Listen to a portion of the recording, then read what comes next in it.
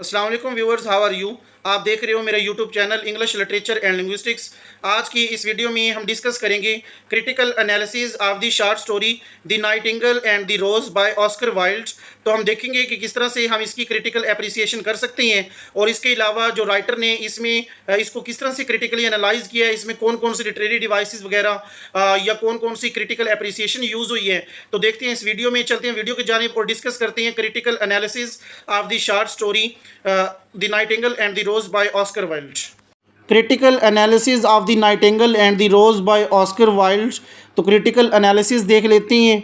The nightingale and the rose is a short story by Oscar Wilde that was first published in 1888 as part of his collection of fairy tales the happy prince and other tales.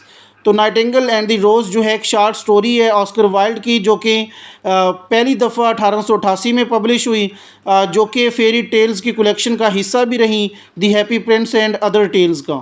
The short story tells the tale of a nightingale who sacrifice herself to create a red rose for a young student who wants to impress his lover.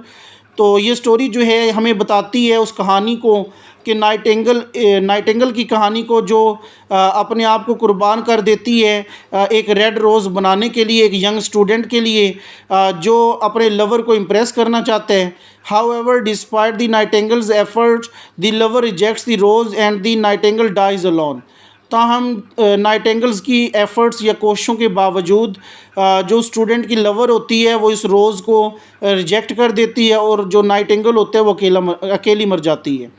The story can be interpreted as a commentary on the nature of love and sacrifice. ये story जो है वो interpret की जाती है commentary के हवाले से नेचर ऑफ लव और सेक्रीफाइस को जो रेफ़र कर रही है। The nightingale represents the pure and selfless love that is willing to go to great length to please the beloved. तो नाइटिंगेल जो हैं वो रिप्रेजेंट करती है प्योर एंड सेल्फलेस लव को, जो कि विलिंग होती हैं कि वो ग्रेट लेंथ के हवाले से जो अपने प्यारे को खुश कर सकें।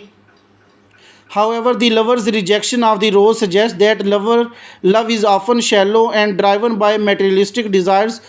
ताहम जो लवर की रिजेक्शन है रोज़ के हवाले से वो सजेस्ट करती है कि लव जो है वो शैलो है और उसको मेटरलिस्टिक डिज़ायर्स के हवाले से देखा जा रहे हैं। The story also touches on the theme of the harsh realities of life. तो ये स्टोरी जो है वो टच करती है theme of harsh realities of love को and how they can crush the hopes and dreams of the innocent. और जो कि हमें इस चीज़ की निशानदेही करती हैं कि किस तरह से ज़िंदगी में हार्श रियलिटीज़ वगैरह वकूफ़ पज़ीर होती हैं और किस तरह से जो क्रश होते हैं उसकी उम्मीदें और उसकी जो किसी भी इनोसेंट की जो ड्रीम्स होती हैं वो हमारे सामने आती हैं। नेक्स्ट हमारे पास one could argue that the story reflects Oscar Wilde's own life experiences and beliefs. तो एक ये भी हम आर्गो कर सकते हैं कि ये स्टोरी जो है रिफ्लेक्ट करती है ऑस्कर वाइल्ड्स की अपनी ज़िंदगी के जो एक्सपीरियंस या अकायद हैं।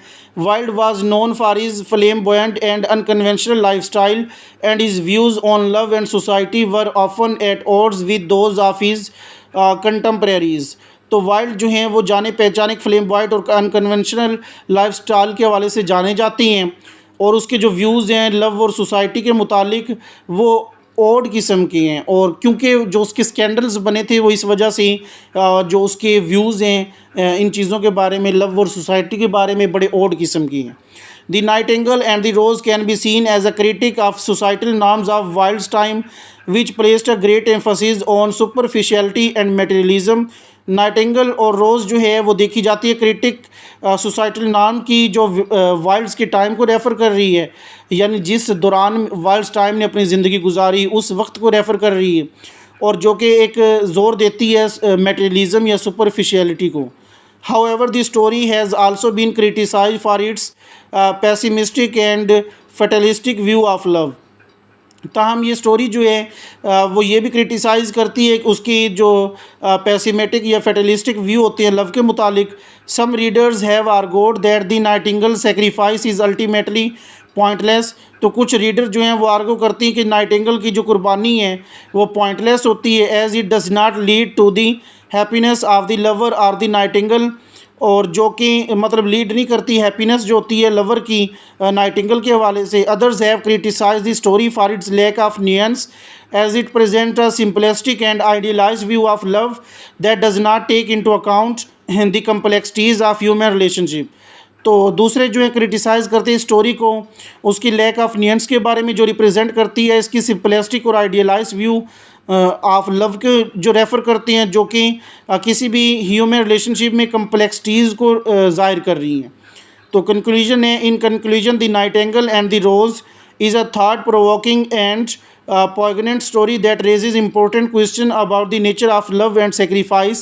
तो नाइटिंगेल एंड द रोज़ जो है वो एक शॉर्ट स्टोरी जो डिफरेंट इम्पोर्टेंट क्वेश्चन को रेज़ करती है नेचर ऑफ लव के बारे में, और उसकी जो सेक्रीफाइस है इस हवाले से डिफरेंट क्वेश्चन जो है वो रेज़ करती हैं। तो बेसिकली ये हमारे पास था critical analysis of the nightingale and the rose by Oscar wild.